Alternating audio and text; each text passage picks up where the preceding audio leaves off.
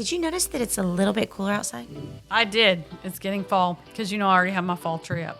I know. That's what I love about you. I think you should leave it up all year. I think every holiday it should just be decorated.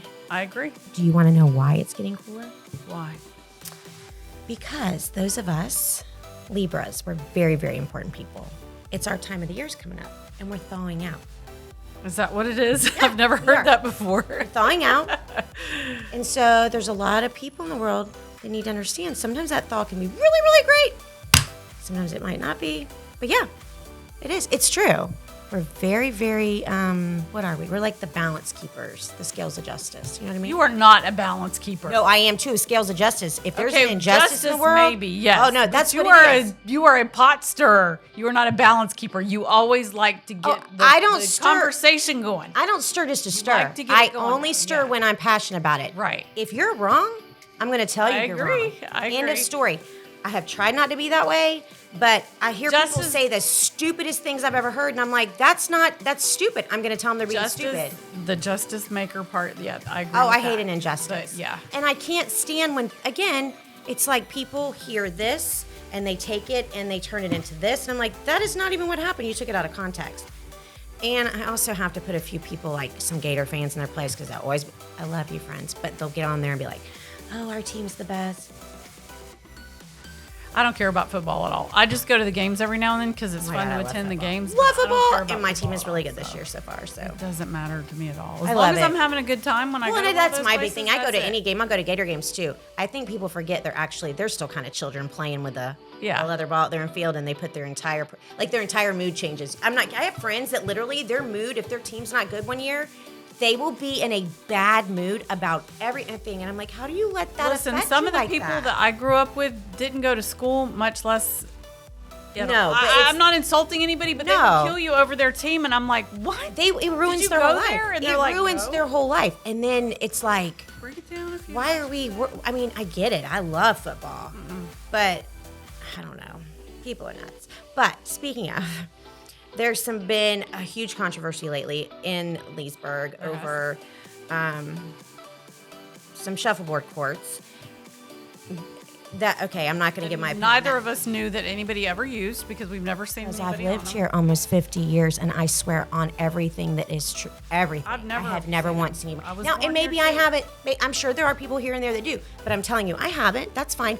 And apparently, there's a lot more to this, and we know Denise Burry, and we know her husband Jimmy, and he's on the Leesburg City Commission. And one thing I'm going to say about this is, and no one's ever going to change my mind, anytime you can help people that are the most vulnerable in society, the elderly, kids, young adults, animals, things like that, I feel like we have an obligation to do it. That's just how I feel. Yeah. And I think it makes you a better person for doing it. And I think Denise has filled a role in this community helping kids aging out of foster care, the homeless unaccompanied youth. I agree. That last time I checked, there weren't a lot of people stepping up to do that. And that role she's filled is huge. And so I'm really excited so that she can clear the air today and tell us what's really going on. And maybe after people watch it, they'll be a little bit kinder with their words, and they'll check the validity of what they're saying. I don't think anybody's going to be kinder with their words because people that are throwing the nasty stuff out there aren't using their brains. They're not. They're being nasty. They're just being nasty. They are. But I want Denise to get the support she needs, and I want us to get some clarity on some of the stuff that's been going around, because there has been a lot of nasty stuff going around.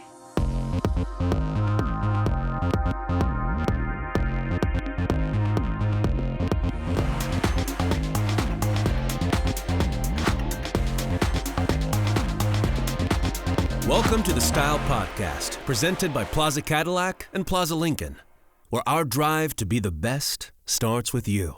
Welcome to the Style Podcast. We'd like to thank our presenting sponsors today, Plaza Cadillac and Plaza Lincoln. We're thrilled today that we have Denise Burry with Forward Paths with us. Denise, we've known you for quite a while, Shayna and I both have, and you have been under fire lately. Slightly. About some drama that's going on, but I know what you do with Forward Paths. Shayna knows what you do with Forward Paths, but tell us a little bit about Forward Paths so we can set the record. Yeah, we want everybody to understand exactly what Forward Paths does so there's no misunderstanding, and then we can go from there about those. Okay, we were founded by a group of people who had interactions either with our dependency court system or through the school system itself, and they worked with kids that were at risk. So mainly that at-risk group is comprised of kids aging out of foster care or homeless and unaccompanied youth. So homeless kids that are in school but without parents. So we kind of decided, I'm a adoptive parent. Mm-hmm. I have 8 kids, but 2 of my kids come to our family through adoption. And I became a guardian ad litem shortly after we adopted our daughter. And so I was familiar with the court system, and I had a youth that aged out of foster care. And I just was... I've got to stop you. You need to explain that, because I was on the board for that, so I know what that is, and did not know what that was until I watched it happen and was mortified. So you have to explain it. Well, you were on a board and didn't know, but I was a guardian ad litem and didn't know. So I had been involved with the court system for 5 years, and I had a 13-year-old, so she was aging out. Well, there's so much to worry about in the day-to-day problems that a youth, would go for, our child would go through in the court system, that nobody talked to me about what the end of that would look like. Mm-hmm. So when it came upon that time, I'm like, you've got to be kidding. When she turned 18? When she turned 18. So I kind of, at this point, I'm a mother of 8, so I had a lot of practice at mothering, and I just kind of, if they were mine, they were mine. Mm-hmm. I was following them wherever they went. She had 9 placements in the 5 years. And a lot of times it wasn't her fault, but it would be like she was in a program and it would run out of money, or the grant would expire. So instead of housing girls, they were going to house boys or whatever. But then as she became 18, she got pregnant when she was 16. She last completed the 6th grade, but she was moved every 6 months. And about the 3rd time that happened, kids stop making attachments. Mm-hmm. So it's just, they're going to be wherever you're going to put them. They're going to rebel a little bit. A lot of them will never have a job, because wherever they're at, especially if it's a group home, they can't take those kids around to, if there's 6, 8, sometimes more kids in a program, you can't take each of those kids to separate jobs, part-time, school, functions. So they're normally not getting to participate like our kids would get to participate in those things. So I had that, but I'm like, I was so set back when she aged out and they wanted to put her out. She had a son to worry about. She'd never had a job, didn't have a driver's license, had no money. And put out means literally you've aged out on your own. 18th birthday. So this, there you go. You can't Figure just it out. Get an apartment without a security deposit. Yeah. How do you feed yourself and your child? I need to explain this too, because when I was on the board that I was on, and they said that when they age out of foster care, I thought, okay, well, they'll finish school or whatever. No, on their 18th birthday, they literally give them a cake, a card, and wherever they are in the system, they are put out on the street then. Right. Whether it's January of their senior year or what. I had no idea that that's what happened. So you guys know a couple of my friends are still on the board and have been, Julie Grimes and Sharon Wooten, along with my son Jacob Bonning. So they've been with me since the beginning, and they both were, Sharon and Julie were both teachers. Mm-hmm. So I just went to them and I'm like, there's got to be, the community cannot understand what happens, because if they did, this would not be happening. And we really had no idea what we were going to do or what I was, I really wanted to advocate. So I thought we would be going out into the community and educating them. But before you know it, we're dealing with a handful of homeless youth. You have to take care of them. Right. Well, they're homeless. And this is part of you helping them figure it out. For me, with my youth, I went to get her, help her get an apartment and get a electric deposit. She had bad credit. So I'm like, wait a minute, she's been 18 for 4 days. How does she have bad credit? Well, then we started looking at the kids that we were working with, and they all had bad credit because their credit was stolen by so one of the things that was on her credit, she was 8. So, and then there's adults pulling this paperwork and saying, and this is one of the things that's coming back on it. Well, every youth that we were working at then had bad credit because somebody in their life had used Stolen their their identity. social security number and stolen their identity, ran up a bill, didn't pay it, and then these kids were left. And it's still that way for the kids that I'm working with now. So it's like the further you get into it, the more you're understanding the problem. But I didn't understand it for 5 years. I was representing kids in court and really had no idea what the outcome would be. And it's kind of like, well, and at that point in my life, I'm like, I've been doing this 5 years. I either want to go back to school and finish my education, or I want to do something that's going to mean something. So, and I've always kind of felt blessed that my kids got to be with both my husband and myself, because I had a friend that died and her kids didn't. And so it's always kind of stuck with me. And my stepsister was killed a year after my friend was killed by a drunk driver, and her kids had the same. So it's like this has been a repeated thing that I've seen in my life. And it's just like, I think at some point you have to say, I have enough. What can I do to make sure somebody else has what we have? Mm-hmm. So that's kind of how it was born. So we work with at-risk youth, and everybody's story is different. So we have kids that age out, but we found that the homeless unaccompanied kids, and I had no idea. We had a DCF attorney on our board in the beginning, and she's like, if we're going to represent kids aging out of foster care, what about the homeless unaccompanied youth? And I'm like, what are you talking about? Well, like in 2013, there were 323 homeless unaccompanied youth in Lake County school system. I don't think they'd quite keep as good a track on them because there's not any services for them. But when we started working with them and we started keeping track and questioning like how they got in that position, 90% of them had had a stint in foster care. So it's like, okay, this is I'm starting to see a pattern here. And sometimes kids are in foster care, it's not even their parents' fault. It might be there's an illness or a deficit in the family somehow that causes them. So you see incarcerations, you see some drug use. You don't see nearly as much drug use, I would say, as what you would expect to see, but you see these hardships. Single mom loses her job. Single mom gets cancer. So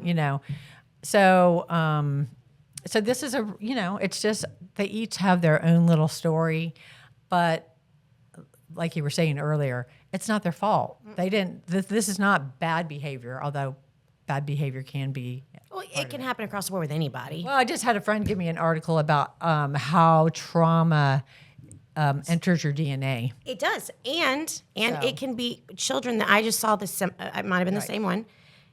Everything 0 to 7 shapes you, first of all. Right. And you have to undo that. Right. But that trauma is the equivalent of PTSD, and soldiers they're equating it to.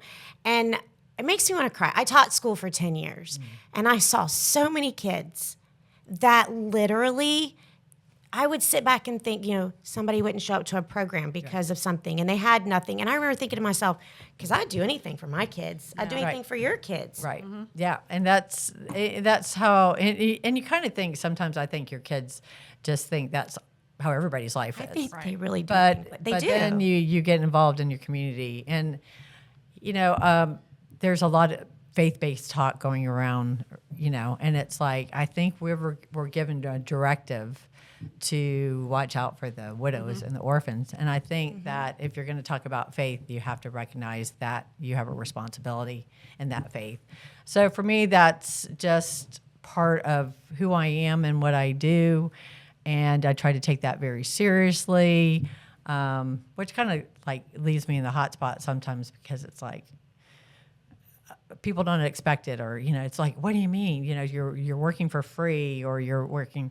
But I figure if I'm going to go out into my community and ask somebody to support something, I better be willing to be knee deep in it myself, right. or I don't have the right to ask anybody. Exactly. And I kind of thought, here recently that we've kind of done this before. We built the cottages in Eustis and all that. So maybe we're at a point where we've proved ourselves. Now we need to expand to meet our community's needs. But I was a little naive in that. Well, we're going to take a quick break, and then when we come back, we're going to pick up with the fire you got yourself into over this mess. But it's a good mess. But we will be right back with more from the Stall Podcast in just a moment. Drive home your new Lincoln during our summer invitation event. Enjoy 0% for 48 months and 2 years free maintenance on our large selection of 25 Corsair, Nautilus, and Aviator. Or take $5,000 off remaining 24 Nautilus. Stop in today to see the all-new 25 Navigator, completely redesigned with our most luxurious interior ever, featuring a 48-inch curved display and 24-way massaging seats. Plaza Lincoln in Leesburg, across from the airport. Our drive to be the best starts with you. Welcome back to the Style Podcast. We'd like to thank our presenting sponsors, Plaza Lincoln and Plaza Cadillac. We'd also like to thank Disability Consultants and Lake Center Homecare. We're back today talking to Denise Burry, and we left off a few minutes ago with talking about some of the heat that you've taken about what's going on in downtown Leesburg. So let's talk about that so that people can really understand what's really happening. Yeah, I think it's like somehow we're connected to a lot of it, but I'm not sure that we should be. And then there's been a lot of things said that maybe not so much true. The true part is we've been talking about building in Leesburg for over 10 years. Mm-hmm. And from the time we started housing, of course, we communicated with the city of Leesburg. We had to know what we could do, what we couldn't do. We were renting housing, and we do rent houses in Leesburg to provide shelter for our youth currently, and have for the last 12, almost 13 years. So it's like, we built up a relationship. Forward Paths or myself have received 3 awards before we came back to build again. We've finished the cottages on Grove and Eustis. Which they look amazing. Yeah, and this is a digital drawing of it, but it actually looks like that. And we ran into some difficulties when we went to build that. Then we kind of had to convince the commissioners and that we really needed permission to not have a garage. They have an ordinance where you have to have a garage attached to the house to hide the clutter and that. So we built larger garages to not have a garage attached to our tiny homes. But in going through that permission, there was a lot of not so kind words shared with us. The kids are going to be sitting on the front porch smoking crack, and it's going to bring down the value of the homes in the community. And it's just turned out to be so much better than I could have dreamed. And recently we were nominated for an award, and I don't know, I think it's called the American Bloom.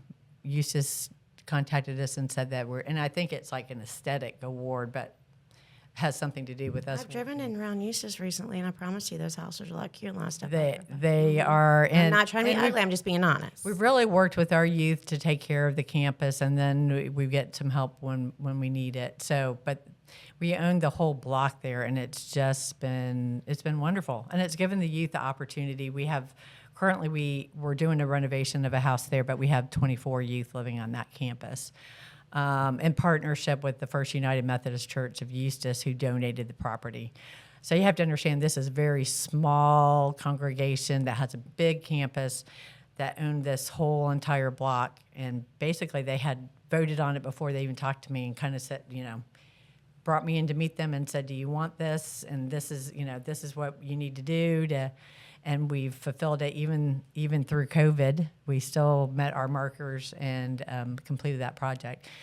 But you get to see the difference that you make in these kids' lives. And knowing it's been long enough that we've been housing kids that you see that it's multi-generational. It's correcting. It's breaking a cycle. Mm-hmm. So their kids are better off for it, and they are becoming homeowners and being responsible adults and becoming taxpayers.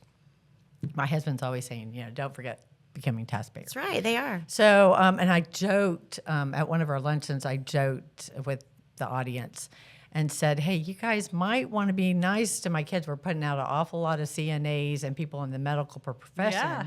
And when you go to the hospital, they're going to be the ones taking care of you. Well, I joked about it, and my father-in-law became ill. And a few weeks later, he finds himself in the hospital, and one of the youth is like, oh, Burry, do you belong to Miss Denise? And they're like, yeah, how do you know? And she's like, I'm one of their youth. So it actually came to fruition. So it's like, that's those kind of things that give you the goosebumps that let you know that you're on the right path. Now, it's not easy because you're dealing with people that have faced abuse and neglect. So there's trauma involved. So it's not always, the golden ticket, but we're working hard to make a difference. Tell me about in the village itself, like how many youth live in each house? How does it work? Like how is the whole thing broken down to make it work as a cohesive community? Yeah. Well, at the Cottages on Grove, we have a house that we renovated, and that's a boys' house. So there's four young men that live there. Okay. We're in the process of renovating the other, standard normal house, and there'll be 3 girls that live there. So that should be done by the end of the year. And it's just, we've done the outside, now we're doing the inside. And real quick, so when they live in one of these, the costs are covered by Forward Paths. Right. Electric, water. Yep. Okay. Yep. And how long are they allowed to stay? Like what? As long that their requirement is they have to go to work and go to school. Okay. And now we've added, because we added a staff member, Leesburg's Linda Weekly. A lot of people know Linda. Yes, yeah. But she is our person that works on financial stability with the youth. And adding her has really been successful. It used to be the job of the case managers. I had 3 case managers. And it just was not getting done to our liking. So we've kind of added, what's your end goal? Like when you enter, we're also working on the exit plan. But they can stay as long as they continue working and going to school and then spending their money wisely. And that makes it sound easy. It's not. But those are the goals that we're trying to meet. During COVID, I said, give me, therapy is another part, give me 2 of the 3, and you're being successful. We're kind of coming up with a point system and trying new things now with our therapists. But they have to be willing to put in the work that we're willing to do. Because I'm taking donations from older ladies that are giving up their coffee, their fancy coffee drinks, to give a small donation to people that are giving larger donations, and there has to be expectations. So again, you're dealing with traumatized people, so you try to tread carefully and work with them, trying to cover their needs, and everybody's different. Right. So their trauma is different. The results, their gifts are different. So trying to match all that and get creative with who you're placing them. We have mentors and house mothers and tutors, and still the majority of Forward Paths is still represented by volunteers like myself. So we only have the 3 full-time employees, and that's our three case managers. Everybody else, our bookkeeper, our grant writer, Linda, are all part-time. So, we're trying to get creative, use your money to the best. That's been a big part of taking a certain amount of the money that we raise to go into future buildings and taking care of the buildings that we have. But as long as they stay on the path of, going to school and going to work, they can stay. Some of them are ready to get, they want to get the GED or high school thing and get a job and get out. And we have one that wants to be a doctor. So, and she's an LPN working on her RN now. I love So that. she could, and then I'm kind of creating my own donor there, huh? Yeah, you are. But we have some that we have, many of our youth now are homeowners. We have kids that are still going to school even though they've left the program. So it's just been a really good thing. Why we're in the hot seat, I think, everybody puts passion into what they're interested in, so I can understand how the shuffleboard people are upset. I think that it's just unfortunate that it went as far as it did. But Okay, and I've never been one to shy away from an opinion. That's it. I am who I am. And I've tried to stifle it a little bit, and then I feel like I'm going to explode, so it's not worth it. It'll kill me one day. So, but my thing with the whole thing is like I was telling you on break. Okay, fine. I'm sure they do play at some points, but I was born here. I was born at Lake Community Hospital because back in the olden days, that's what it was. I'll be 50 in 2.5 weeks. And I've taken tennis. I'm not lying when I say I've never seen anybody playing shuffleboard. I'm not saying that they don't. Right. I'm saying I've never witnessed it with my own eyes. And so And from everything I've been told, a lot of the people that are playing there, if there's a term or something, a lot of them actually aren't Leesburg residents. That's the hard part, yeah. So they're not part of the tax base, but Right. that's utilization of tax paid for shuffleboard courts. Now, I do know that a lot of retirement communities have their own, don't they, shuffleboard courts? Yeah. Well, like in the villages. Yeah, you know. they have everything. And locally, there are other shuffleboard courts. Right. And it's like, for me, getting into the drama of all that, that's not my job. My job is to be the executive director at Forward Paths and create the best program I can with my donors' dollars. So, which I'm also a donor. So, to find the best location for our program and work with the city, my partner, in providing the best service that I can for the youth. So, of course, everybody's like, well, it shouldn't be political, or you shouldn't, kind of like I'm being penalized for working with the city. But it's like, you can't do a project like that and not work with Right. the municipality where And you didn't make it political. It was just a great idea and a great opportunity, and why wouldn't you seize it? Well, and that's kind of my job. So to find the best location and create the best program that I can with that money. So it's kind of like if something's presented, and there's a whole lot being said and a whole lot of discussion, and people get up and discuss it like it's fact. But one thing going around is like we passed up other properties. We looked at a lot of properties, properties that were for sale, properties that weren't. We drove around, we discussed it with a lot of different people, and we never formally turned down. We worked towards some things that didn't work out, and it wasn't like we announced it on the bulletin board. But this is something really that we've been working on for over 10 years. So, And it's also, we talked about this. It's in a location that makes it very conducive for them to walk places. yes. Much like the students that attend Beacon, Right. that live all throughout downtown Leesburg and the surrounding area. Right. And I do notice that because a lot of even the Beacon students are like right across the highway or something. You know, you've got a lot of bicyclists, walkers, things like that. Yeah. And most of our kids are, and kids, I'm going to be 60. So kids You is, can call them kids. We know what you mean. yeah. Students, kids, youth, it's kind of like I talk about them so much, you kind of got to change it up once in a while. But I do have to think about can they get food? Can they get jobs? Can they get to the Easy the things access. that the park is a nice one to be able to go to. The library, I love the services at the library.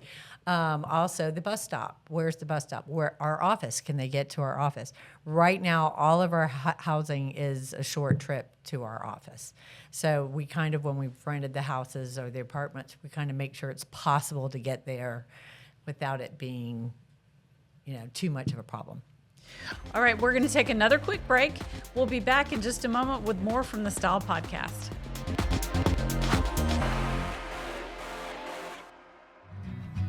Get all the Social Security disability benefits you deserve with disability consultant Jeff Bell. Our experienced Florida certified ADR handle claims on a contingency fee basis, meaning you don't pay unless we recover money for you. We have established a strong reputation as a firm that cares and provides the best care to its clients. Call us today or visit cbell.com. Welcome back to the Style Podcast. We're continuing our conversation today with Denise Burry with Forward Paths. So let's talk about Leesburg specifically. What's going on and what do you have planned for Leesburg? Well, our plan is to duplicate what we did over in Eustis as far as the 10 cottages go, and then we'll build a garage. So it'll be a little larger than the one we have because we actually have 2 over there. So, and we'll store some food product and then our yard equipment. We really try to take care of our campus because we know how important it is to our builders and our donors and that to keep a nice image so that, the topic of homelessness can kind of have a negative, connotation. But this is more like preventative. We're trying to prevent and create something that looks out after our communities. At-risk youth, and I think every rural community should have this. Well, they're the most vulnerable. They are. And I think we have a responsibility. We do. We do. And I real stand by that. You know, it's so funny because sometimes I don't know, especially lately. Sometimes people, I just think to myself, I don't know, my heart hurts. Like I literally can't hardly drive by if there's a turtle in the road, not stop and move it. But to me, so it's just kind of like if I can help somebody, and you know I have done it. You know how many holidays have I, after a holiday dinner, come back downtown, and I had a friend. He was homeless that lived downtown for a long time. And I was like, hey, I'm downtown. I'd bring him holiday dinner. Because in my mind, it's like if you can do one act of kindness, maybe that's the only thing they got that day. But you know what? It was kind. Yeah. I wasn't really prepared. I think because we did it before, I really thought this time was going to be easier. And man, I got that wrong. I think it got complicated because of my husband being on the commission. Now, my husband's been here since he was 1, and he loves his community, so he couldn't wait to work less, but then participate in the political. You know, that's. Does he regret in the political? I'm just kidding. I mean, it's been a little rough, so I don't think either one of us was prepared, and it got complicated. Even though Grant, the city attorney, has spoke time after time about this issue. I think it complicates things because I don't take a salary. So when we went through the legalities of how this works, it's like he signed up to be on the commission. He has a responsibility there. We do not have a conflict of interest because we do not gain anything financially. As a matter of fact, we're donors, so there is no fiscal gain. And so it's like, no, really, you're expected to vote. You don't have we'll explain that to everybody. But it's like nobody wanted to hear it. And then I wasn't prepared for everything that was said in addition. We demanded the property. We turned down and it was fact. All the rumors that were going around. And it's like, no, we weren't happy with this. Well, we were working with a partner, and you can't do this without working with your partner, with the city. You have to have permits. You have to know what you can do, what you can't do, what they'll support. And you don't want to work against them because they'll just, so that just doesn't work. So I've always tried to have good communication as far as that goes. And I think we have had. But then when somebody else is hurt or change happens. So I kind of look at this as change happens, and this hasn't been a smooth change, and people are left with hard feelings, and that's always bad. But we can't go to the villages and get a day pass because if you live in Lake Sumter or Marion counties, you can't. And they're complaining that there's too many young people. They're actually, from what I understand, and this might be rumors, so if I'm wrong, there are people that do short-term rentals out there, and they're making it now. Those people would get day passes because they're doing a short-term rental for a lifestyle visit for a couple months. I recently saw where it's a possibility they were going to do away with allowing them to even have day passes, and I was like, but you know what? A quote I heard recently was, "If it's happening, it's helping." So like, even if you don't like it, and even if you have to come up against a wall, and it looks really bad out here in your 3D, you're like, oh my gosh. Maybe it gets you to a better place, maybe better understanding. They're not doing away with the tennis courts, which I know I had so many people. And I was like, guys, I told you repeatedly, the tennis courts are not going anywhere. And I would still see it on Facebook. And I was like, oh my gosh, they're actually still going to do pickleball courts. Right. That's my understanding. That's not my decision. No, that's what I was told. And so... Again, I think that's the popular, what's in demand. Yes. And there's been green space talk. And I think that there's an $11 million project going on at Susan Street right now. Yes, there is. And then it's going to be amazing. Yeah, and the Sleepy Hollow project, and and then they just completed the pool, and that. So I'm thrilled that the city was even willing to work with us, and that's just one of those things. We don't have to fight the city, or we don't have to. This hasn't been a tough discussion. They came over and saw and asked a lot of questions over in Eustis and talked to some of the people over there. We had some letters of recommendation go into the city. So, I think they did their homework, and I see the value of it. And we've been housing our communities homeless for 12, almost 13 years. So it's like, at one point, do you kind of expect that somebody that the municipality works with us to do that. Of course they do. So especially with the new homeless laws and them being more stringent. It's no different than them working with Morrison or First Baptist or Salvation Army or anything else in dealing with things when they're making changes or adding to their, First Baptist has a huge ministry village. Right. But I was born and raised in that church, and over the years, people would balk at that. Yeah. And I remember thinking, how do you balk at helping? I think it's hard. It's hard when it's the facts. What's harder is you want to jump to your own defense. Of course. When people are just getting up and saying things that just there's no basis. It's like, where are you getting that from? And you can't, there's no point in really sticking up for yourself because they don't care about the truth because they would have come to you and talked. Right. It's like screaming into the wind. So you're right. Don't even address those it's all comments. right. I tell her all the time, don't read know. the comments. I don't care. I Don't throw a read the napalm comments. bomb out there and just wait for somebody to answer because sometimes I get so frustrated at the things that people say and do about all kinds of things, and I'm just like, really? That's not even true. That's not even true. Right. I think that we all have a responsibility to be a little bit more careful about the things that we're repeating. I wonder, a few of the businessmen, I've wondered how would they like that if the shoe were on the other foot and somebody was repeating untruths about them, about the way they did business, about Exactly. So, I hope that once we get underway and things, we get a start and they see what it's doing in our community, I hope that we can change their mind. And that's kind What's of what your I had. timeline?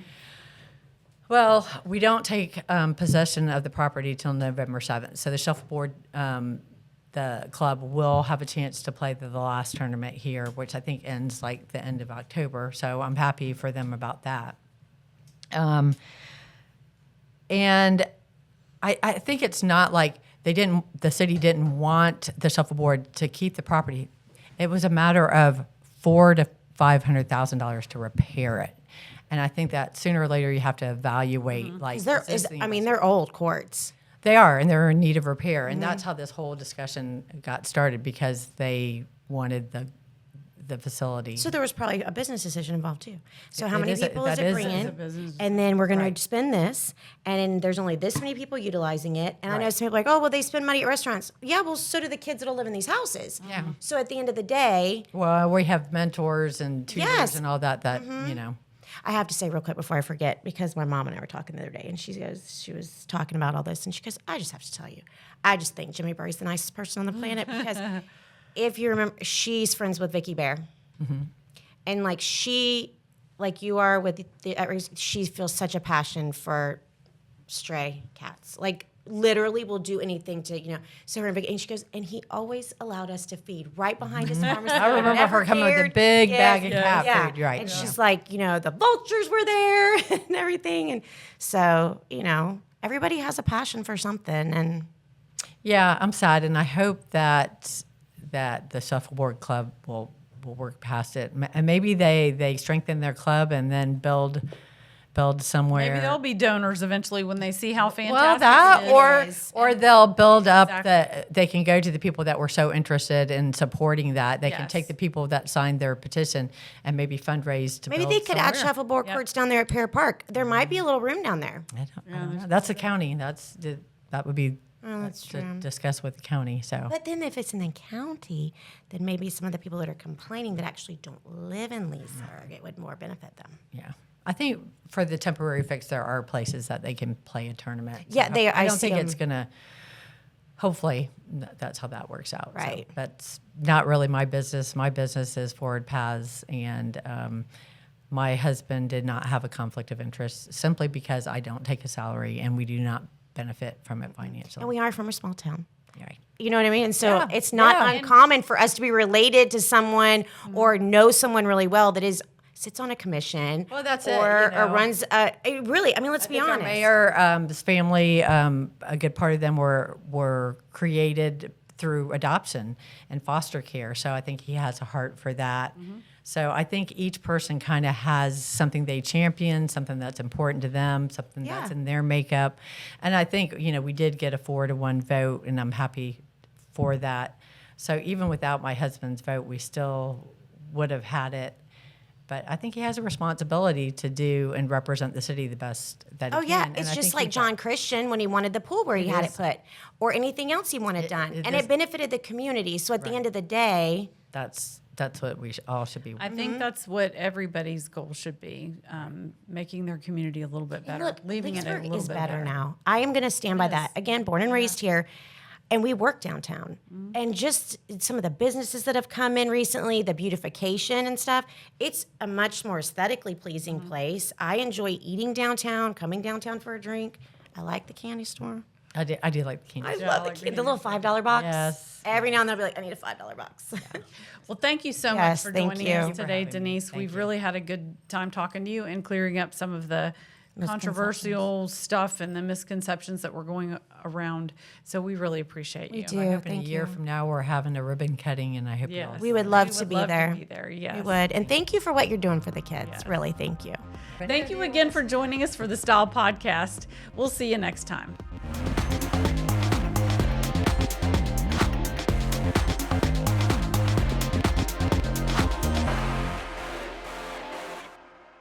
Nobody wants an aging family member who is unable to care for themselves to be home alone. Lake Center Home Care believes the best healing happens when you are most comfortable. The company provides exceptional personal care in the comfort and privacy of your own home. Whether you need skilled nursing, physical therapy, home health aides, or companion services, your loved ones will enjoy peace of mind knowing you're being taken care of and treated with respect and dignity. Lake Center Home Care is locally owned and managed with a team of highly qualified professionals who are passionate about taking care of their neighbors. Call 352-315-0050 or visit golchc.com to learn more about this amazing company. I'm so glad we got to talk to her because there was so many rumors flying around. And even when I listen to the commission meetings online, sometimes it's really hard to hear because like people are getting so rambunctious about And talking everything. at times they weren't supposed to be Yeah, talking. so I think that was really important that people understood what was going on. So I'm so glad. I can't wait to see. You know, come to there's fruition. been a lot of events this year that it always makes me crazy that people sometimes, if they would just use their listening ears and maybe clear up what they don't understand, or maybe they hear something. Like I remember my sister Danielle, she's amazing, and I remember originally before all this, she heard the tennis courts were going to be taken away. She did not get on social media and No, she blast asked. anyone. I remember she her called asking. me and asked, and then I looked into it for her, and that was untrue. She's like, "Oh, good, so good. My daughter plays." Like that's how you handle it as an adult. You don't decide that you don't understand everything, and we live. As big as we get, this is still a small town and a is a small small community. community. And 99.9% of people know We do. so many people and so when you get on, once you put it out there, you cannot take it back. So you need to make sure that you're making sure what you're saying is accurate. And I'm not going to call them untruths. I'm just calling them lies. They're lies. I'm tired of people lying. Yes. So Well, and I'm also sick of people not having a little bit of a heart. I get it. yeah, I get it. But at the end of the day, these are children. Yeah. Kids that are the unfortunate Young things adults, for them. yeah. Young adults that she's helping break a cycle. Yep. And God bless America. That's a great thing to do because a lot of cycles around this need to be broken. I agree.